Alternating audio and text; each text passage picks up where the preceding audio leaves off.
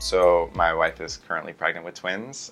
We recently were able to share that they're fraternal twins, and we didn't know what combination, but we recently learned it's a boy and a girl, and so the family will be growing, and we're super excited. And from everyone I've spoken to, they keep telling me how much your not only life changes, but like your view on the world will change once you have children, and especially as somebody that wants to address what the future education of young people that move from the traditional education into the world that we're building of employers is going to look like.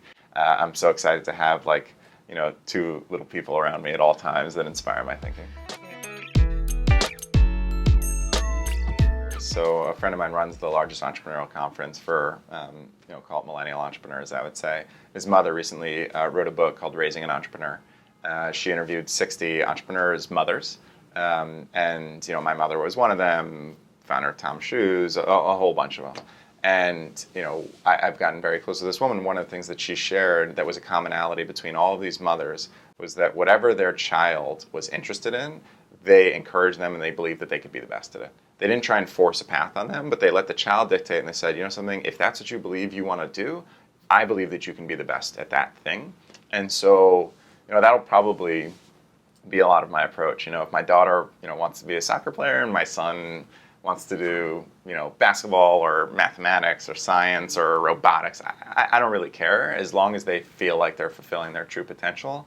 And my job is to, best encourage them to have those experiences, and not just the ones where they succeed, but the ones where they fail. That's one thing that's also really important to me is I think, all of the growth happens in your failure.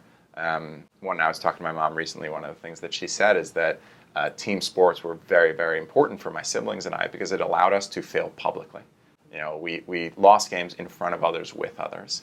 And I want my kids, and I really encourage, anybody out there to, embrace the opportunities when you fail, because that's where the learnings occur, and that's also what gives you the confidence and the comfort to try things that are incredibly aspirational that others don't try, because it's just scary that your likelihood of failure is very high. But when you've been in positions your whole life where you've had both success and failure together, you're willing to go for the big things too.